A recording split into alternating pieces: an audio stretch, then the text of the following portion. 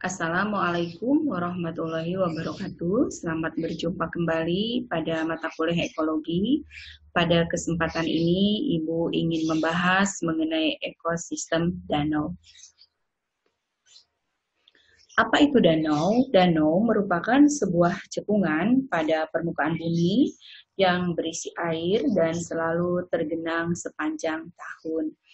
Nah, seluruh cekungan tersebut dikelilingi oleh daratan air dan memiliki mutu air tertentu yang beragam dan memiliki produktivitas biologi yang cukup tinggi. Nah, danau merupakan merupakan ekosistem air tawar yang termasuk air tenang. Di dalam ekosistem tersebut airnya tenang. Kemudian untuk suhu ini variasinya tidak terlalu mencolok dan penetrasi sinar matahari kurang, ya terpengaruh juga oleh iklim dan cuaca. Kemudian ditumbuhi banyak oleh ganggang. Nah, kemudian dihuni juga oleh hampir seluruh dari filum hewan. Komponen abiotik dan biotik yang ada di danau, mari kita lihat dulu komponen biotik ya. Komponen biotik seperti fitoplankton, zooplankton, lalu alga atau ganggang, kemudian eceng gondok, teratai, dan beberapa jenis tanaman air lainnya. Lalu yang lain dari tersebut di atas, fitoplankton, zooplankton, dan beberapa jenis tanaman air, maka juga banyak ditemukan berbagai mikroorganisme. Selain itu juga golongan hewan dari filum Avertebrata ya seperti cacing, kemudian udang, dan juga dari beberapa filum vertebrata seperti ikan, kata, kura-kura, ular, angsa, dan beberapa binatang lainnya. Nah, itu yang termasuk pada komponen biotik. Nah, sedangkan yang termasuk pada komponen abiotik yaitu yang seperti cahaya matahari, kemudian suhu, kemudian angin, pH, kemudian adanya tanah, air, kemudian batuan, serta udara. Menurut Odum, ini berdasarkan proses terbentuknya, danau ini dikelompokkan menjadi dua. Pertama adalah danau alami. Danau alami ini danau yang terbentuk akibat adanya kegiatan alamiah. Nah, contohnya adalah danau tektonik.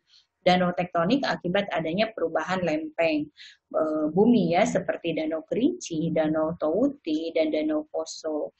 Kemudian danau vulkanik adalah Danau Kalimutu, Danau Toba, kemudian Danau Tolire. Nah, yang ketiga adalah danau glasial. Sedangkan berdasarkan terbentuknya danau itu bisa dikelompokkan, yaitu yang keduanya adalah danau buatan. Danau buatan ini adalah danau yang terbentuk karena ulah manusia, misalnya pembuatan waduk, bendungan untuk menampung air, dan di dalamnya juga bisa produktif untuk kegiatan perikanan dan juga untuk menyajikan area wisata atau juga untuk sarana edukasi pendidikan tentang alam ya.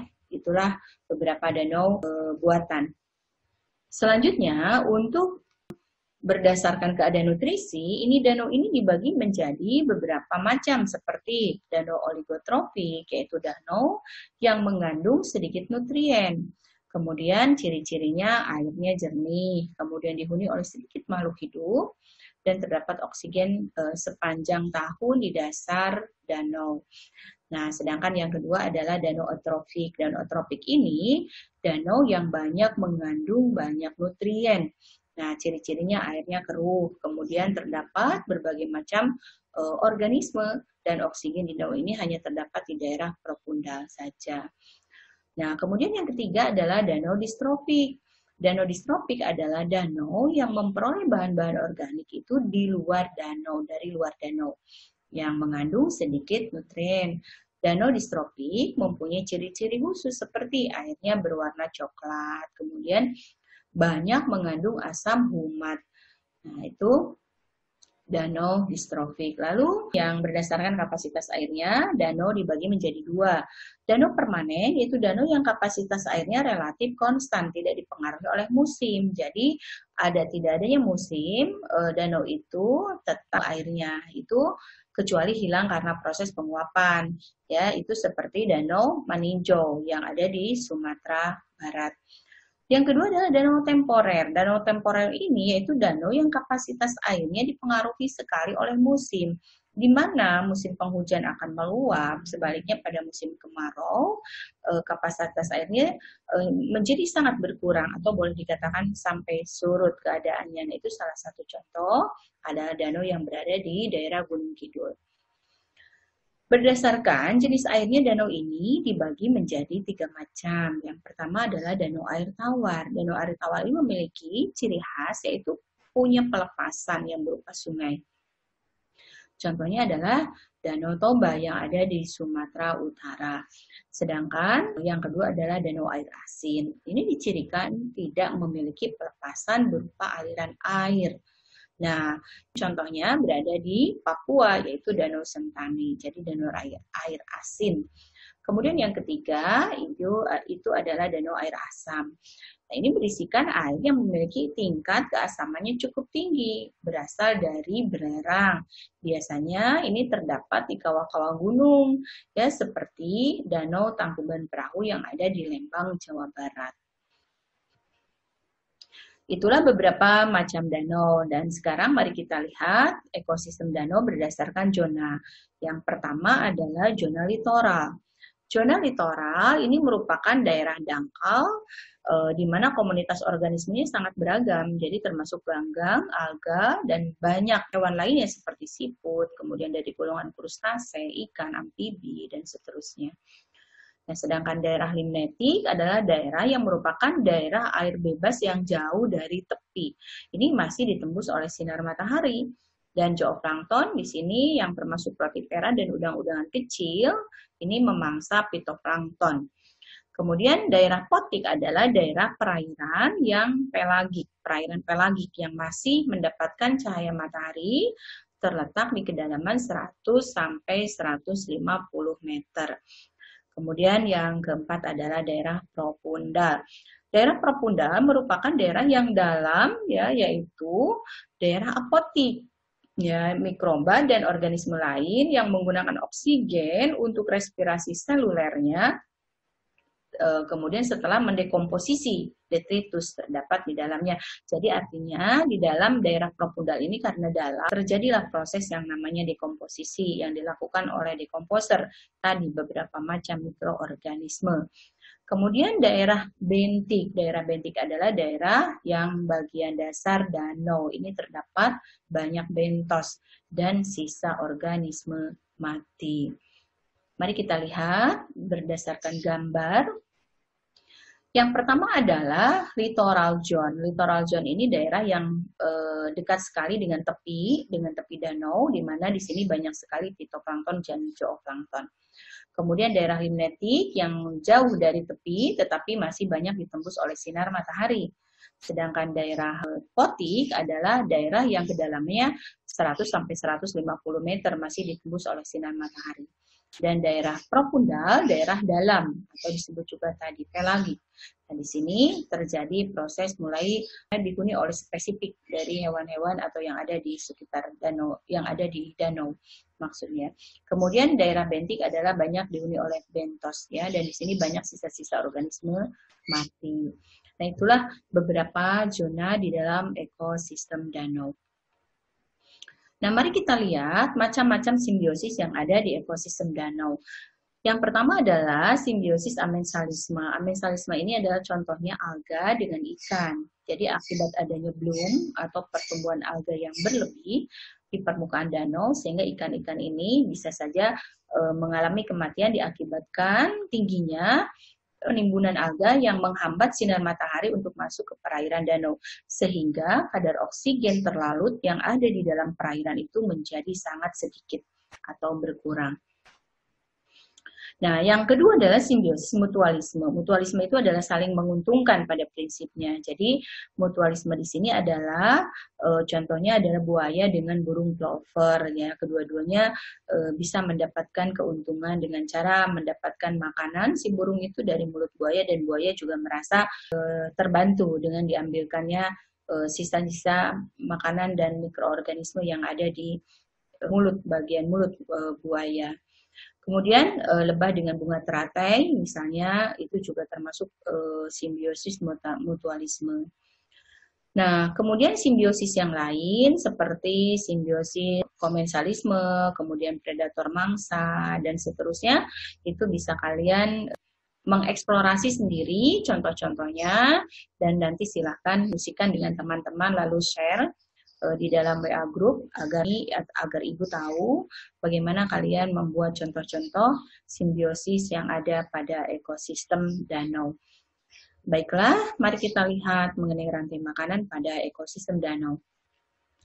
Rantai makanan itu adalah pola memakan, mulai dari produsen, kemudian sampai kepada pengurai. Nah, energi matahari adalah yang membantu proses terjadinya proses fotosintesis yang dilakukan oleh tanaman air atau alga atau ganggang. Nah, jadi ini fitoplankton kemudian akan dimanfaatkan oleh zooplankton, kemudian larva capung dimakan oleh ikan, lalu ikan dimangsa oleh burung bangau, dan seterusnya burung bangau mati akan diuraikan oleh pengurai.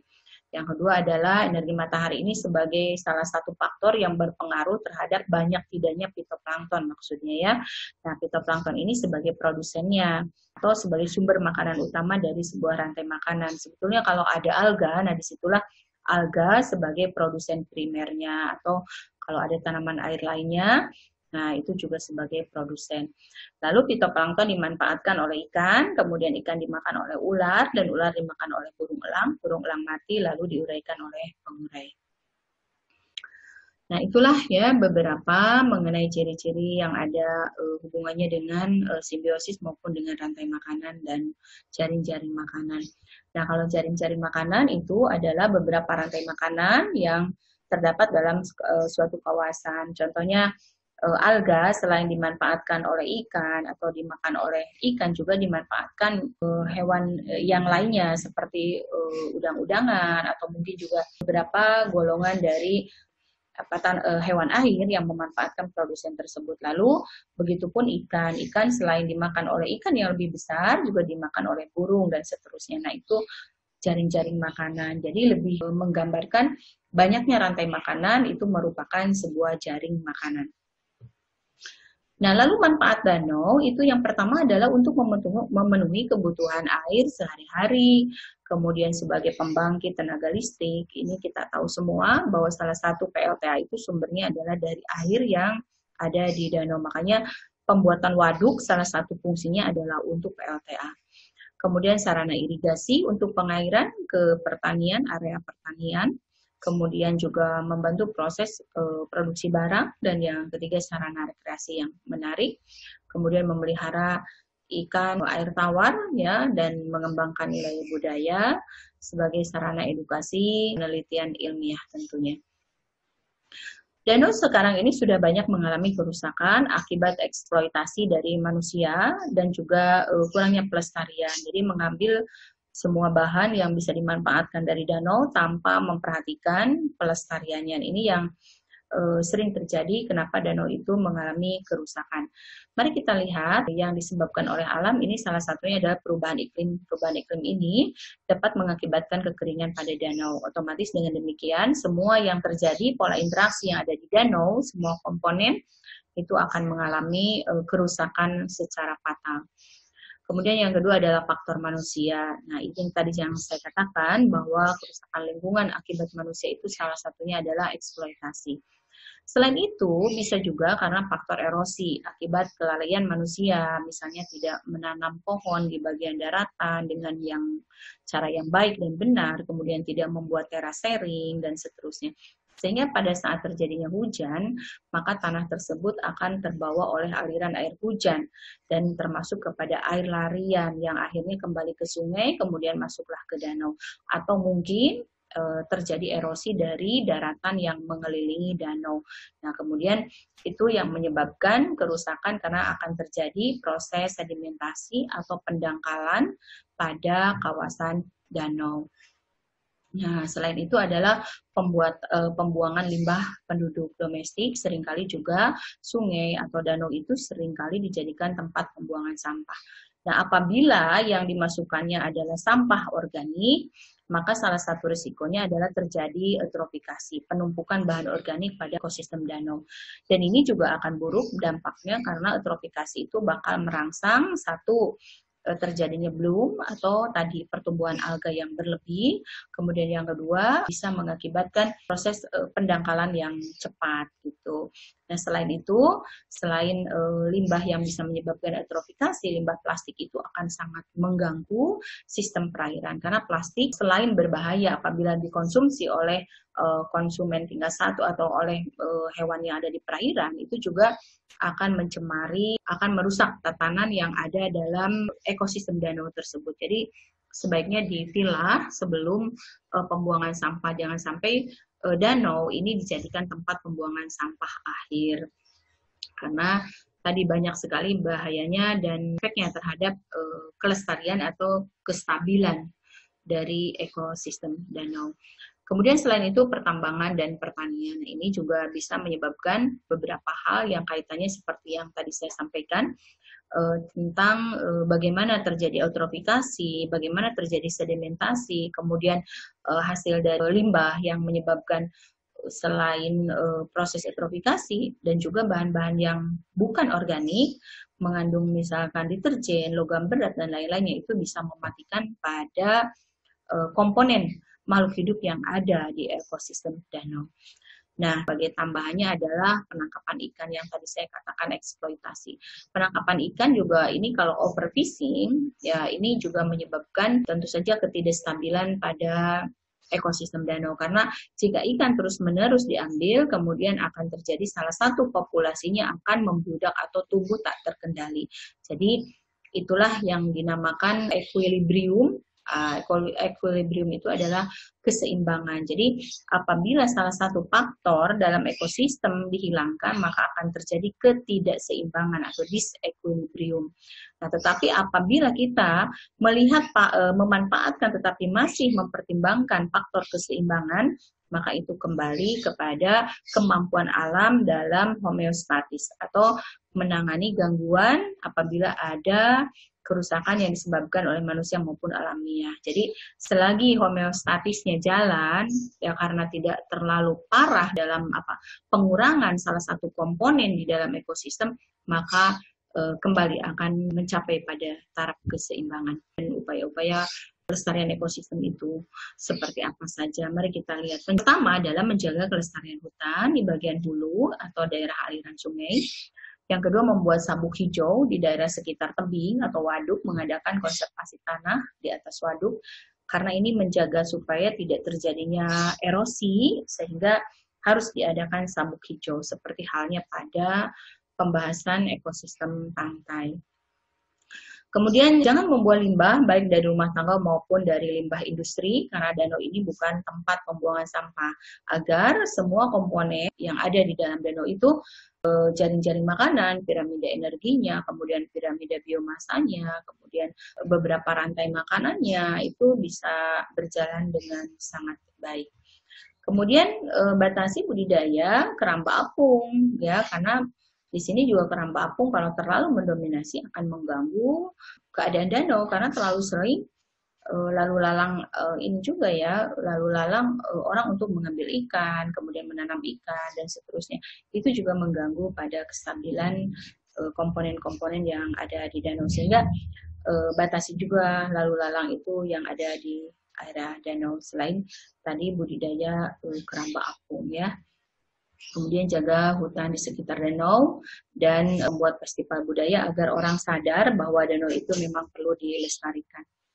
Nah itu saja mungkin pembahasan tentang bagaimana kita melestarikan ekosistem danau sehingga secara keseluruhan ekosistem danau ini memiliki banyak manfaat dan kegunaan bagi makhluk hidup atau bagi manusia pada khususnya.